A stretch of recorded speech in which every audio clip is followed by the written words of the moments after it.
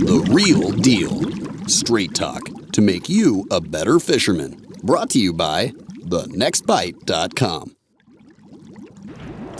Well, we had a little front moving this morning while we're waiting for that rain to quit. I want to go a little bit over some of the rods and tackle that I'm using to catch pike up here. First setup I wanted to talk about was my heavy duty setup. It's the same rod and reel that I use for musky fishing, very stiff action. I use this for a lot of the heavier, bigger baits, things like big crankbaits, maybe throwing out a big swim bait like this. Stuff that I really want to heave out there, stuff that I'm using out in open water.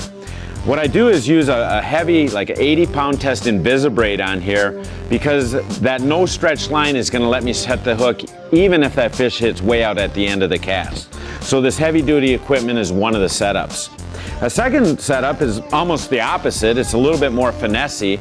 I use this a lot of times when I'm up in shallow water, when I'm trying to hit small pockets, be a little bit more precise with my casts, and I'm fishing with sometimes smaller lures, things like this top prop, or the small hollow belly swim baits that we're using.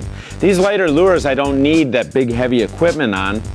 I use a little bit lighter line on this. I go with the 15-pound Invisibraid for this, mainly because I want to be a little bit more finessey. But still no stretch, get a good hook set. The last rod, which is a real good all-around general purpose rod, is going to be spinning gear. You know, go with a little bit heavier stuff maybe than you're used to, because we are catching big fish up here. Medium heavy, 7-foot rod is just about right. Bigger spinning reel on it so you can make long casts.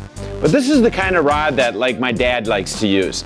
He never really has done a lot of bait cast fishing, so being able to have a spinning rod and be able to still cast it out there a good long ways is a good thing. And you can use just about any lure on this. Spoons, the swim baits, even some of the heavier lures can be thrown with this equipment, so it's real good all around rod and reel. So take a look at those 3 styles of rods and reels, get yourself some of that no stretch line, come up here to Kasba and catch a bunch of big pike.